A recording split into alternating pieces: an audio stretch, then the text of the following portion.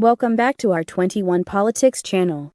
We continue to see what is happening from over the world.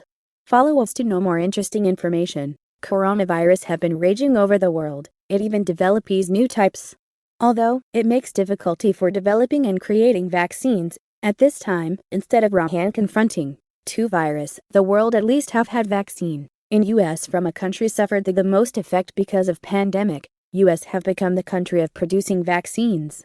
To encourage all civilians to get vaccinated, President Joe Biden announces more new incentives and fun rewards.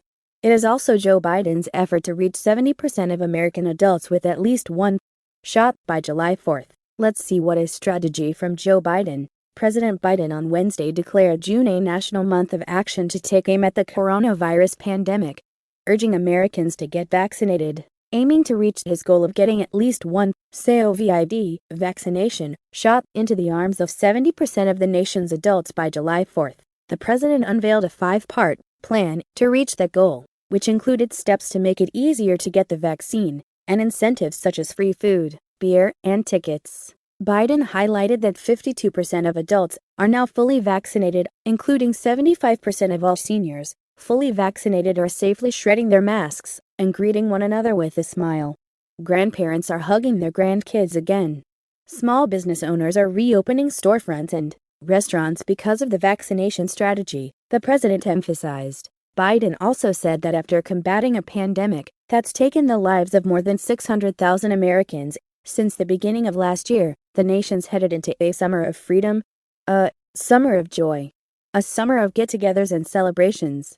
An all-American summer that this country deserves after a long, dark winter that we've all endured, but he warned that if you're unvaccinated, you're still at risk of getting seriously ill or dying, or spreading disease to others, and pointing to younger Americans, who have been more resistant to getting vaccinated than older people. The president stressed that for young people, who may think this doesn't affect you, listen up please. This virus, even a mild case, can be with you for months. Biden warned younger Americans that it can impact your social life and could have long-term implications for your health. Biden also once again emphasized that getting vaccinated should not be a partisan issue, as he mentioned that the shots were developed under the previous administration, without mentioning former President Trump's name. The vaccine is free, it's safe, and it's effective, Biden said. Getting the vaccine is not a partisan act. The science was done under Democratic and Republican administrations. In fact, the first vaccines were authorized under a Republican president and widely deployed by a Democratic president. To reach his 70% goal, Biden shared that 63% of adults have already received one shot. He's launching month-long effort to make it easier to get vaccinated. Starting next week, many vaccination sites will offer extended hours during the month of June, including pharmacies that will be open 24 hours every Friday night, the president announced. For parents struggling with childcare issues, some locations will be offering free drop-in childcare while parents are getting vaccinated, the president said, and he noted that Uber and Lyft are offering free rides to and from vaccination sites. The president announced that his administration is launching a national vaccination tour to encourage people to take the shot, which Vice President Kamala Harris will lead through the South and Midwest, where vaccination rates currently lag behind the rest of the country. Biden said his administration is also setting up Shots at the Shop, which includes partnering with barbershops and beauty shops in the Black and brown communities. There will also be national canvassing encouraging people to get vaccinated would be launched this weekend. The president also said the administration would make it easier for companies to receive tax credits for giving workers time off to get their shots. And he said that more incentives and fun rewards would be used to encourage people to get vaccinated. He pointed to Ohio's use of a lottery and spotlighted a partnership with Anheuser-Busch, the nation's largest brewing company, to offer free beer on July 4th for everyone 21 and over who's been vaccinated if Biden's goal is reached. Painting bravery, a portrait artist tries to capture the spirit of nurses on the front lines of the pandemic. The artist has suffered treatment because of COVID-19, decided to paint portraits of nurse, comforting and pay tribute to them. One day in March 2020 I started coughing, and this began my months-long battle with COVID-19. It was the same day my beloved cousin Bob succumbed to the disease in an intensive care unit in Tokyo.